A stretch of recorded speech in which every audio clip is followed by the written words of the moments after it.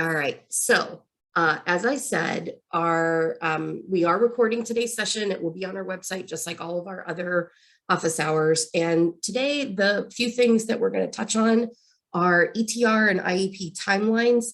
I've had numerous questions about a few specific things related to those, so I thought I would address those. Also, some reoccurring questions about read aloud accommodations, what goes where in the testing section, and then also, what do we do when a student no longer needs an IEP? So those are the things that we're going to talk about. And then, as always, take questions from you. All right, so the first question, does the district have to conduct an evaluation when an out-of-state student enrolls with an ETR?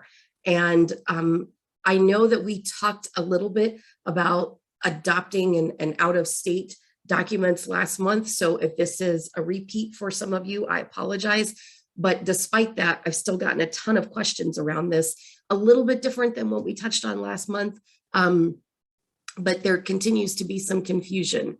So a district does not have to conduct an evaluation when a student enrolls from out of state if the district is content and satisfied with the contents of the out-of-state ETR or IEP.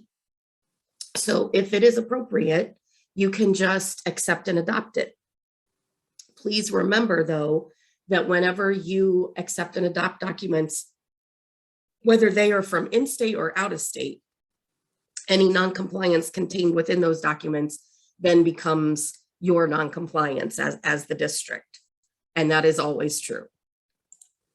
So this I did show last month, but I'm going to put it up for just a quick moment again to remind you that if it's an expired ETR and it's coming from another Ohio district, it doesn't matter if it's expired by a month or 10 years. When you do the reeval, it is still an RETR because that child already has an Ohio record. If you are transferring an out of state, and you adopt the ETR like we just talked about, that is allowable. If you adopt it, the next time you do an eval, it's still going to be a review, not an initial, because by your adoption, you have created an Ohio record for the student. So the only time it's going to be an initial is if you choose to do an evaluation because you are not satisfied with that out-of-state ETR, then it is an initial because it's the first time that the student has an Ohio record. And if you have to evaluate because what you receive from out-of-state is expired, same thing. It's going to be the first time the child has an Ohio record, so it's an initial. This is another thing we keep getting a lot of questions around, and I know there's some confusion because of the regulations for timeline. I'm often asked if whenever there's a reevaluation done, does the IEP have to be done within 30 days of that reeval? And the answer to that is no. The 30-day timeline for an IEP following an evaluation, an ETR, is only applicable for the initial IEP. The timeline for a renewal IEP is the 364 days that we follow from IDEA. Now, I want to make an important note here that although there is not a requirement for 30 days, what you do have to do is consider whether the new ETR is going to significantly change what's identified for the student's needs and services so that that IEP does need to be changed in order to provide FAPE. And that may mean that you are writing a new IEP within 30 days or within a timely manner. Or if the IEP isn't due for another 6 months, it may simply mean that you are making an amendment to the IEP as necessary, again, to make sure that you are providing FAPE because you are addressing what has been identified in that new ETR. All right, I'm going to pause for just a second to see if there are any questions about any of the things that we talked about so far before we move on. Okay. Oh, let me check the chat here. I see somebody popped something in. Okay, so the question is, what if the child was previously evaluated in Ohio, but their most recent ETR was out of state and you choose to reevaluate them? Okay, good question. So again, it would still be an RETR because the child does have an existing Ohio record. So even though that the most recent one was coming from out of state, you do have an existing Ohio record. So in that case, there's going to show a gap. And again, I don't want to be the person to give EMIS guidance. You should always refer to your district EMIS coordinator, but you're going to need to use the appropriate non-compliance code that just shows that there was a previous period of non-reporting. And so you would use that appropriate, EMIS code for that. So make sure you check with that person. Okay, so a lot of questions, again, popping up around read aloud accommodations. And what we have noticed is that there is still a great deal of confusion around what constitutes read aloud accommodations, and also who should receive that accommodation. What we know is that there are many students utilizing this accommodation than should be, according to the standards and the regulations and the intent behind the accommodation. So when we talk about read aloud, there are really two types. There's the accessibility feature, and accessibility features are something that are available for all students, and they can either be embedded, so they're sort of universal accessibility features within the test itself that students can freely access at their choosing, or they're non-embedded ones that can be provided, but they're still accessibility features. Or there's read aloud that is an accommodation.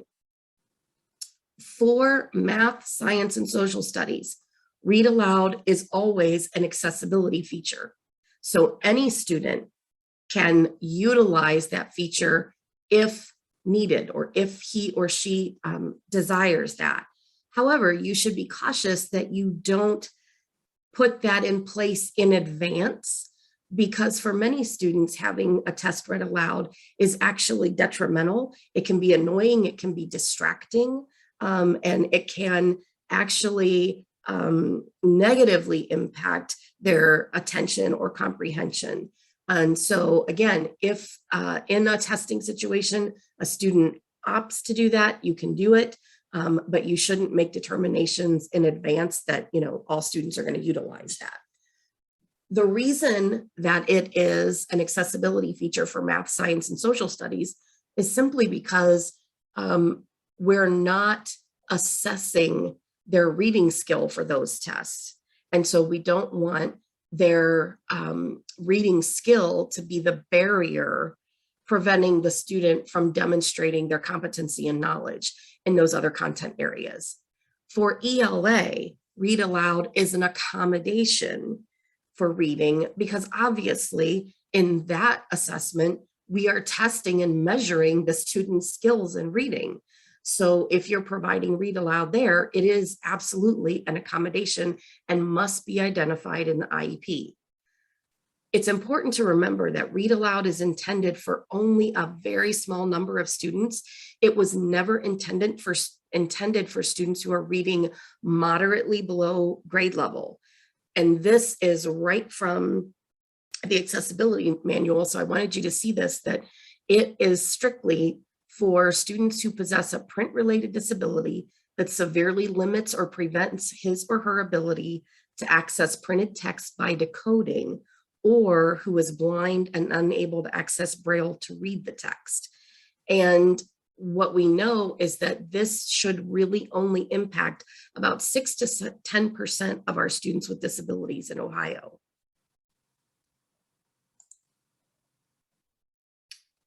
Often I'm asked about read aloud and exactly what is meant by that.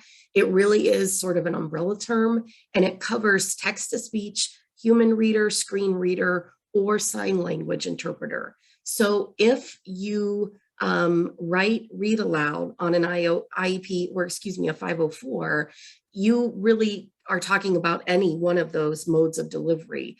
But we do suggest that you are specific and that you specify the mode of delivery in the IEP or the 504.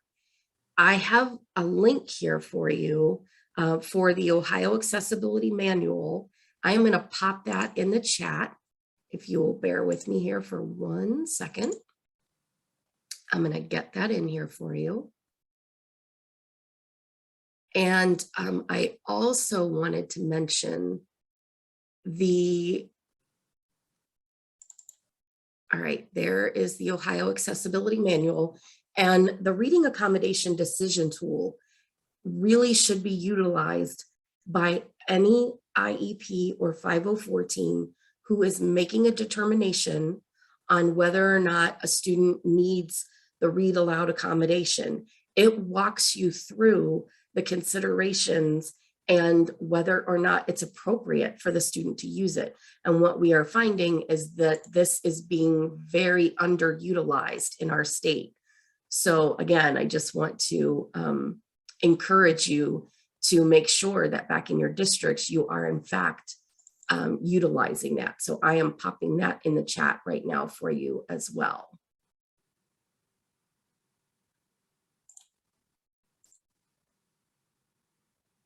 All right, any questions about read aloud before we move on to testing?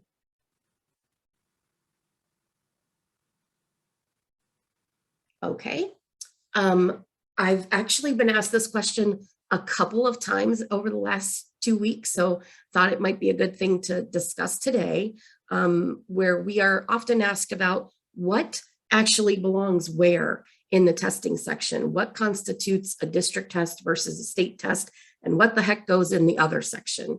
So I thought we would just give you a few examples. So when we think about district tests, that is going to include those curriculum-based classroom assessments and any tests that your district chooses to administer, like the Iowa, the STARS, MAPS, DIBELS, iReady. You know, every district chooses different assessments that they administer to students yearly or a couple of times a year, and that it differs from district to district. So those are the things that you're going to list under district and spell out the accommodations that are specific for those tests.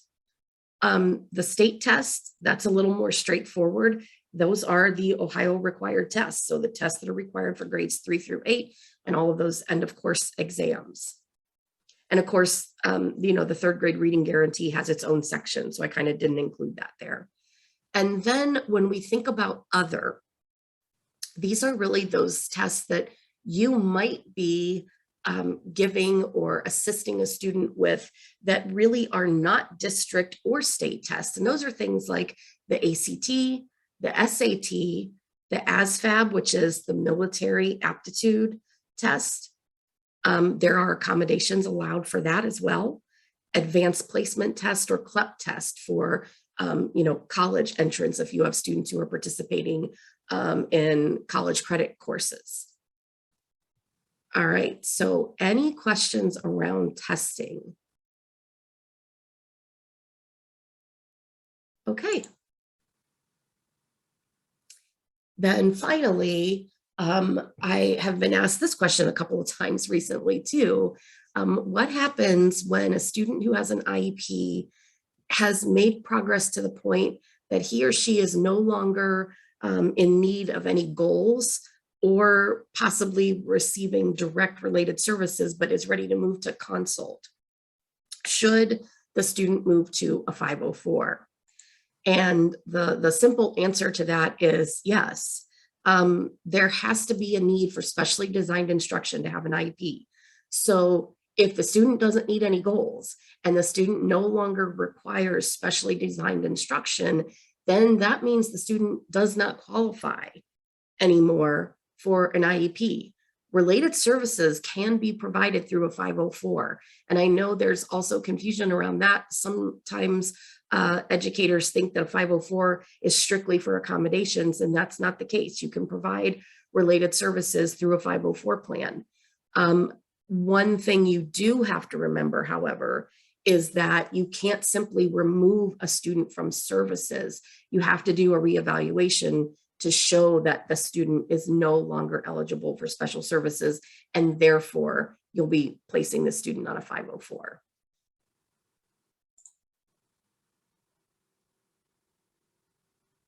All right, and I'm going to pause just to back up because I know we have a question here in the chat. And around third grade reading guarantee. So is it best practice that the IE team is making the decision prior to the fall administration or after the RIMP is developed and after the implementation of the interventions? Okay, that's a great question. And so yes, the rule for when you should be exempting the student from the third grade reading guarantee is always prior to the spring test. And the question actually addressed exactly why. You wouldn't want to excuse a student before you've given the child the benefit of the intervention and implementing the RIMP and whatever additional supports and strategies are going to be put in place.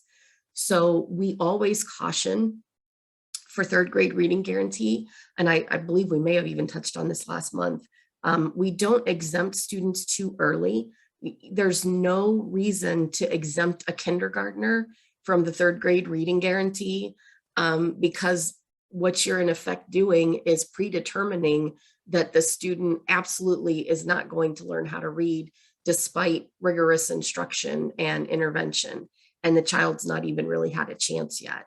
So, we don't want to make assumptions too early. And so really, we don't want to see students being exempted, way early on in their elementary education.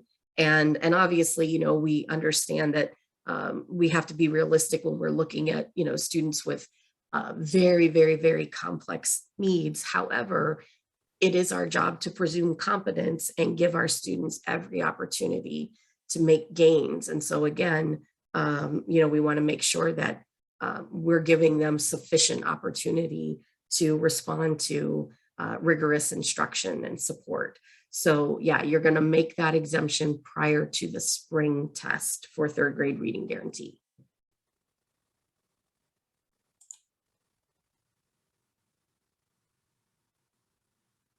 Okay, and I see there's a question, and yes, I can certainly send out, I do have a slide that talks about third grade reading guarantee, and I will be happy to share that via email. I'll send that out to you because I get asked that question a lot, so happy to do that. All right, any other questions about moving from an IEP to a 504? Okay. Then I am going to open it up for any additional questions that have not already been put in the chat. You can either put them in the chat or you can unmute yourself, or if you would like me to stop the recording at this point because these are things that you want to talk about that are more specific to your district that you don't want to share, I can do that too if you'll just let me know.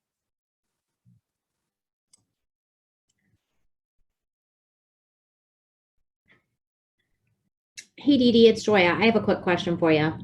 Sure. So we've had a few high school IEPs come lately, and the question keeps coming up in terms of the alternative assessment. So they're seeing their scores and they're seeing that they have not passed, that they're limited or not proficient on the passing part. I watched the graduation pathways PD a few weeks ago, and Graham had said he was going to find out whether those kids needed to take that alternative assessment again, and I've not heard anything back. I was under the impression they do not have to do it again, but I want some clarification whether they do or they do not. Yeah, I understand. And we have been going back and forth with the state as well. I'm sure you probably heard, we put it out there, we talked about it at forum, that House Bill 110 now requires for all students, whether they are alternately assessed or not, that if they do not meet that competency level, that they must receive remediation retest. However, that is only true for students for grade, or excuse me, who are the class of 2023 and beyond. And so we have asked for confirmation of that. That is how it's written in the bill. And the state Office of Assessment has said that it is only for class of 2023 and beyond. And so you are not going back and amending IEPs. And you are, if you've already excused students from the consequences, they can be excused. Okay. And obviously, as we get more information, we are still hoping for the new guidance document to be released. And our intent is to talk more in depth about testing and graduation pathways for students with disabilities, including SEALs, at our November forum next month. So hopefully you can join us then. Okay, yeah. Okay. So, okay, I think I got it. Okay. All right. Anyone else have any extra questions?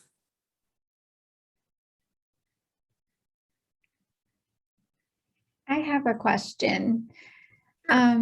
We have been having a lot of situations in our district where students who are struggling and teachers want us to suspect SLD, but there are like attendance concerns, or maybe they were learning virtually most of the previous year. So I guess I'm just wondering, do you have recommendations for, like, is there a threshold of absence level that we should be using for, how to rule out a lack of appropriate instruction?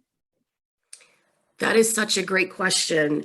And honestly, I am thrilled to hear you bringing this up, to know that it is a conversation in your district. One of the things that the U.S. Department of Ed has been very clear about and, put out a lot of guidance on this is that we do not make assumptions and make referrals for special education for students who have struggled due to the pandemic and remote learning, or who have had setbacks in their academic progress due to absences due to the pandemic. And so you're absolutely right. Those are things that have to be looked at first. There is not a threshold, like there's not a magic number of absences, but certainly if a student falls into excessive absences or chronic absenteeism, you are certainly looking at that as a priority through your absence intervention team, but certainly looking at that as a culprit in lack of academic progress. And so when you consider whether or not an evaluation needs to be done, that's something that has to be taken into consideration. And if you do an evaluation, as you know, when you get to the eligibility section, the questions that you have to be able to answer are, is the student's deficit, is the student's, lack of progress, is it absolutely not able to be linked to lack of instruction? And you have to be able to answer that. And if you can't answer that, then you're not going to be able to find the student eligible, because certainly it is very feasible that that is the cause of the student's lack of progress.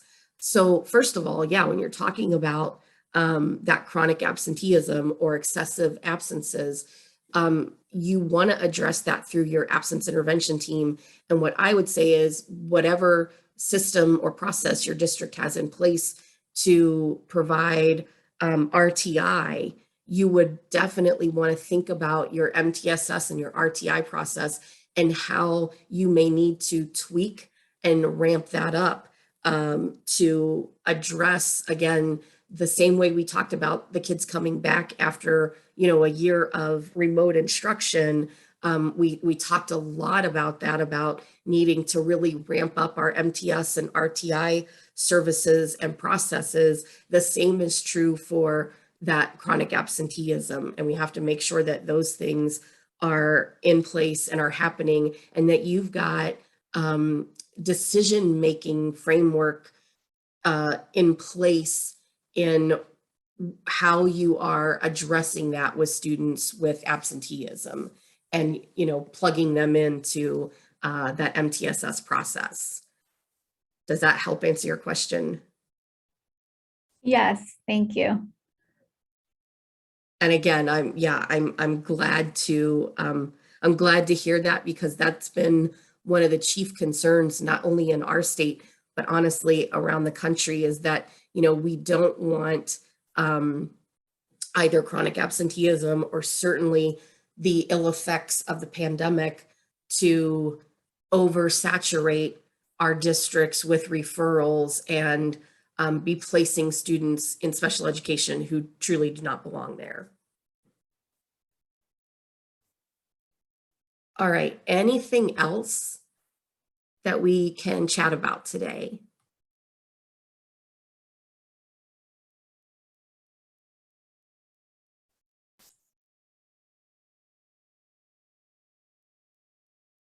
All right, well, having said that, I want to say thank you to everyone for attending, and remind you that next month's office hours will be on November 10th, and they will be the morning session, which is always 9 to 10. And remember that we alternate morning and afternoon every other month. And just as a reminder, when you go into Zoom and you're trying to get in, the password is always going to be SPED. And I am going to pop the link for next month's registration. I am going to pop that into the chat right now. So before you leave, if you want to access that, you can. And yes, I see there's a question about these being on our website.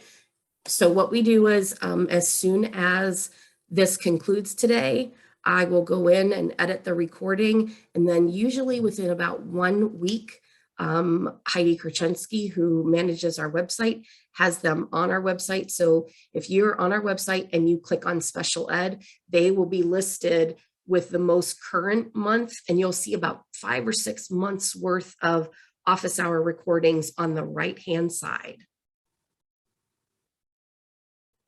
And I have put the link for registration for next month into the chat. So hopefully we will see all of you then. And until then, take care and be well. And I hope everyone gets to enjoy hopefully some autumn colors coming soon. All right, thanks everyone.